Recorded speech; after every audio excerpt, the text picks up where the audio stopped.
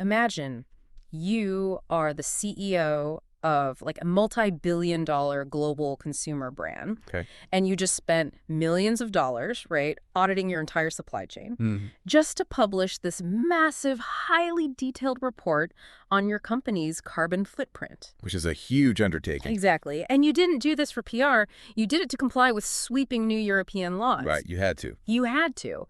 But then the very next morning, because you published that exact same report, a U.S. state pulls hundreds of millions of dollars in pension fund investments and state contracts from your business. Just gone. Gone. Because they claim that your climate report proves you are actively boycotting the fossil fuel industry. It's crazy. So you complied with the law in one hemisphere, and it triggered an absolute financial catastrophe in another.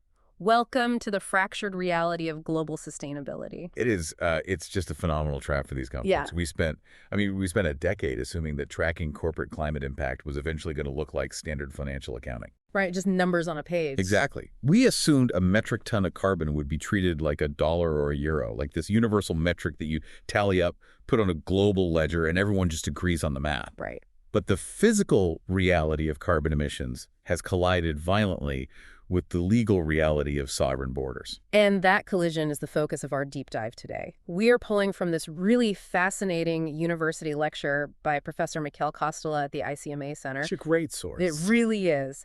And our mission today is to explore how corporate sustainability has morphed from this unified global ideal into a high-stakes, hyperpolarized geopolitical map. Right. We're going to look at why geography, and specifically the differing laws of the EU, the UK, and the US, has suddenly become the most dangerous strategic variable for the brands you buy from every day. It really is the biggest risk right now. So to see how we got to this breaking point, we need to trace the timeline. Professor Kostela maps this out in 4 distinct steps, right? Yeah, 4 steps.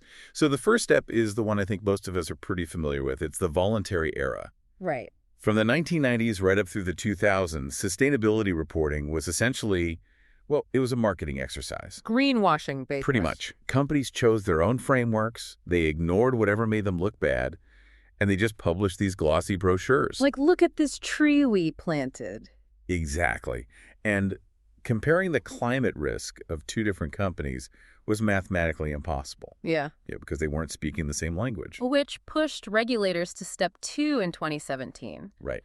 The Task Force on Climate-Related Financial Disclosures, the TCFD, steps in. Yeah. Now, they didn't source anyone to do anything, but they finally provided a common voluntary template. A shared vocabulary. Exactly. So if a company wanted to talk about climate risk, there was finally a standardized way to structure that conversation. Right. And that vocabulary laid the groundwork for step 3, which was the binding push. This was roughly 2022 to 2024. Regulators looked at that TCFD template and decided, you know what, let's make it mandatory. Time to force the issue. Right. The European Union started drafting hard laws to force corporate transparency. And simultaneously, the International Sustainability Standards Board, the ISSB, was formed to create a unified global baseline. So it looked like we were actually getting somewhere. It really did. For a brief window, it genuinely looked like the entire global economy was converging on a single unified rulebook for the planet. But then we slammed into step 4. Yeah. The reality of 2025 and 2026. The backlash. The great fragmentation. Exactly. The unified map didn't just stall, it completely shattered. And that is exactly where we are living right now. Right. Okay, let's unpack this. Because if we want to understand why the entire global consensus is falling apart, we have to look under the hood at the core philosophies driving these regulators. It's crucial. It's not a petty argument over formatting. It is a massive philosophical divide about what a corporation is actually responsible for. Yeah, the divergence hinges on 2 entirely different definitions of risk. Okay. We call them single materiality versus double materiality. Single versus double. Right. So single materiality, which is often called financial materiality, is the philosophy adopted by the UK, the US, and that global ISSB standard. Okay. It basically asks one specific question: what did the world do to the firm? So it's all about the money. Exactly. It focuses entirely on how climate change or social shifts will impact the company's cash flow and investor returns. Okay, give me an example. Sure. So if your company relies on a coastal factory and rising sea levels threaten to flood it, you must report that risk. Because it hurts the bottom line. Right. If a new carbon tax is going to destroy your profit margin, you report that. The ultimate goal is protecting the shareholder from financial surprise. So it's very much an outside-in perspective. Like, the corporation is a castle, and you are reporting on the barbarians at the gates. That's a great way to put it. But double materiality, which is the philosophy of the European Union, that completely flips that around. Yeah, it adds an entirely second lens. Okay. Double materiality says, yes, you must report the financial risks to your own castle, but you must also report what your castle is doing to the surrounding countryside. Ah, okay. You have to measure and disclose your firm's impact on society, on human rights, local biodiversity, and global emissions. Even if it doesn't affect the profits. Exactly. Regardless of whether those things impact your immediate profit margins, it is inside out, in addition to outside in. Okay, let me try to put this in everyday terms for you listening. Tell me if this works. Go for it. Single materiality is like checking the weather forecast to see if the rain is going to ruin your company picnic. Okay. You're just trying to protect your own event. But double materiality is checking to see if your company picnic is going to leave behind a bunch of trash that ruins the park for everyone else in the community. Honestly, that is a brilliant way to frame it. Okay, good. And the mechanics of those two approaches require completely different internal machineries for a company. How so? Well, if you are a company operating under single materiality, your accounting team can largely handle the disclosures. Right, because they just look at financial forecasts and asset valuations. Exactly. But if you are operating under double materiality, you have to build an entirely new corporate radar. Like a whole new department. Yes. You are hiring teams of supply chain auditors, ecologists, human rights experts, just to trace the origin of every raw material you use. Wow. You are mapping impacts that might not hit your balance sheet for a decade, but which affect the public commons today. So if the whole world can't agree on whether we care about single or double materiality, what happens to a multinational company that operates everywhere? It's a mess. Right. That's where this philosophical debate suddenly becomes a legal nightmare. So let's look at how the three major global markets are handling this in 2025 and 2026. Let's start with the European Union. Okay. Because historically, they have been the aggressive trailblazers here. Oh, absolutely. They engineered the most comprehensive punishing regulatory machine in the world, built on their tradition of precautionary rights-based law. They love their rules. They do. And they rolled out this suite of acronyms that terrified boardrooms globally. Oh, yeah, the alphabet soup. Right.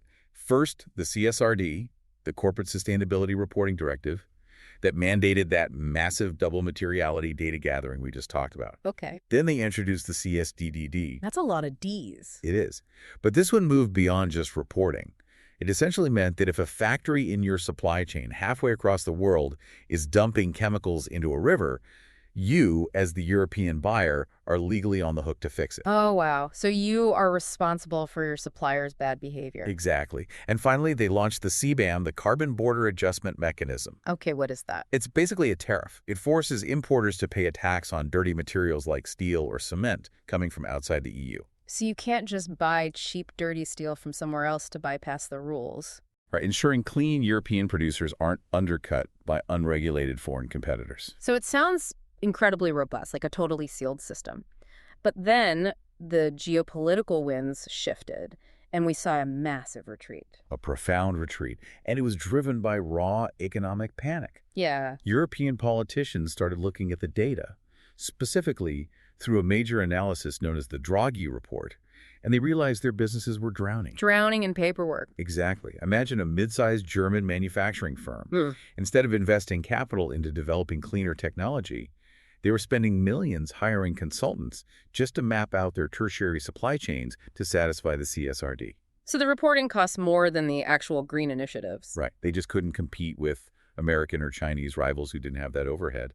The strict regulations that were designed to save the environment were actively hobbling European competitiveness on the global stage. Which brings us to the Omnibus I simplification package in March 2026. Yeah. The EU essentially looked at their own towering rulebook and took a chainsaw to it. They really did. They raised the thresholds drastically. Now, you only get caught by these mandatory double materiality reporting rules if you have over 1,000 employees and 450 million euros in turnover. And that single legal amendment dropped roughly 80% of European companies out of the mandatory reporting regime. 80%? That's huge. It is. They also completely struck out the legal duty for firms to adopt a climate transition plan. Wow. Yeah, the strict giant looked at the economic reality and chose to protect its own industries. Meanwhile, you cross the English Channel to the UK, and the strategy is completely different. The sources refer to the UK as the pragmatic builder. Yeah, that fits perfectly. They aren't swinging from extreme ambition to sudden retreat. They are just slowly pouring concrete. Right. The UK relies heavily on its common law, market-centric tradition.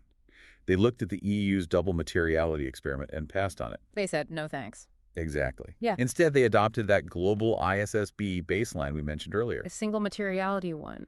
Right. The single materiality standard focused purely on financial risk. They made it voluntary in early 2026, giving the market time to adjust, with the plan to make it mandatory for listed firms starting in 2027. I'm guessing that approach is incredibly appealing to institutional investors. Oh, they love it. It's predictable. You don't have sudden threshold changes, and you are only asking companies for data that actually impacts their valuation. But the UK is also deploying a very strict policing mechanism alongside it, right? They are. The UK's Financial Conduct Authority launched a severe anti-greenwashing rule. Okay, how does that work? The mechanism is simple but really powerful. Any sustainability claim a company makes to consumers or investors must be clear, fair, and not misleading. So no more glossy brochures with vague promises. Exactly. The UK is essentially saying, look, we won't force you to measure the entire world like the EU tried to, but if you voluntarily put a green label on your product, you better have the hard data ready when we knock on your door. I like that. So we have the retreating giant in the EU, the pragmatic builder in the UK, and then we cross the Atlantic to the United States. Oh, boy. And this is where the global map just completely disintegrates. To use a metaphor, it's like trying to play a game where the EU is using standard chess rules, the UK is playing checkers on the same board, and the US is actively trying to set the board on fire. That is, unfortunately, very accurate. The U.S. is a completely fractured battleground. Yeah. So at the federal level, the Securities and Exchange Commission attempted to introduce a very basic climate disclosure rule. Okay. But, because the U.S. system is so deeply rooted in litigation, it was immediately challenged in court by various business groups and states. Right. It was placed on pause and eventually just withdrawn. So at the federal level, you have a complete regulatory vacuum. But state legislatures do not like vacuums. No, they don't. If Washington won't act, Sacramento will. California passed Senate Bills 253 and 261. And these laws mandate incredibly strict climate reporting, including Scope 3 emissions, meaning a company has to report the emissions of their entire value chain, from their suppliers all the way to their end users. It's massive. It is. And the trigger for this law isn't where your headquarters is located. It's doing business in California with revenues over $1 billion or $500 million, respectively. Right. And given the sheer size of California's economy, that revenue threshold effectively ensnares almost every major multinational corporation operating in America. Yeah. It is a localized state law functioning as a de facto national mandate. But on the exact same national map, you have states moving in the completely opposite direction. Right. You have states like Texas or Florida passing anti-ESG laws. And again, just to be clear to you listening, we aren't taking sides here. We're just explaining the legal reality these companies have to navigate. And this is a very complex reality. Right. Because these anti-ESG statutes mandate that state funds and contracts cannot go to financial institutions or corporations that are deemed to be boycotting fossil fuels or prioritizing environmental agendas over financial returns. Yeah. And furthermore, these disclosure mandates are being fought in federal court under the First Amendment. This is a huge point. The legal argument asserts that forcing a corporation to publish detailed climate data is a form of compelled speech, basically akin to forcing a company to take a political stance, which the Constitution forbids. So think about what this means for a corporate compliance officer. They are trapped. Trapped in a literal legal paradox. In one state, environmental law mandates full transparency of your carbon footprint. In another state, publishing that exact same transparency report triggers anti-ESG statutes that could freeze your banking relationships and kill your government contracts. Here's where it gets really interesting, though, which brings up a massive logistical question. If the rules are this contradictory, why doesn't a U.S. company just ignore the EU rules? Or why doesn't a European company just ignore California? Because of a legal mechanism known as extraterritoriality. Extraterritoriality. Right. These laws do not respect borders. Regulators realized pretty quickly that if they only penalized companies headquartered in their own jurisdictions, they would just encourage businesses to move their headquarters. Sure, just set up a shell company somewhere else. Exactly. So they changed the trigger. The rules are now based on market access. Ah. If you want the privilege of selling your goods to French consumers, or if you generate a certain amount of turnover within the EU, you are legally bound by European reporting laws, even if your corporate headquarters is in Ohio. So market access is the hook. Yes. And historically, this dynamic created something that Anu Bradford, a legal scholar, defined in 2020 as the Brussels effect. Right, the Brussels effect. It basically explains how Europe manages to quietly regulate the global economy without anyone else getting a vote. Which is wild to think about. It is. The classic case study for this is GDPR, the data privacy law from 2018. Okay, yeah. When the EU passed those strict data rules, global tech companies faced a logistical nightmare. They could either build one incredibly complex, siloed data infrastructure just for European users, and another less secure one for the rest of the world. Which sounds expensive. Very. Or they could just apply the strict European standard universally. Right, and they chose the latter because software scales easily, and running two parallel systems is vastly more expensive than just raising the global baseline. Exactly. So GDPR quietly became the global default. Okay. And the assumption was that the exact same mechanism would happen with climate reporting. The EU writes the punishing CSRD rules, and global multinationals just standardize up. It triggers a global race to the top. That was the theory. But let me push back on this assumption for a second. Sure. We just established that the EU's Omnibus I package actively softened their rules. They dropped 80% of companies out of the mandate. So if the giant retreats, doesn't the Brussels effect completely lose its teeth? That is the exact structural vulnerability Professor Clausil points out. Okay. The Brussels effect only works if the strictest market remains uncompromising. But climate data is not software. Right. Physical supply chains do not scale as painlessly as code. The race to the top stalled because the physical cost of compliance was just too high. Wow. So instead of convergence, we are now experiencing severe fragmentation. And this fragmentation inflicts a massive penalty on global businesses, which we call the fragmentation tax. Okay, so what does this fragmentation tax actually look like on the ground? It looks like an absolute explosion of administrative overhead. Really? Oh yeah. A company can no longer hire one auditing firm to produce one sustainability report.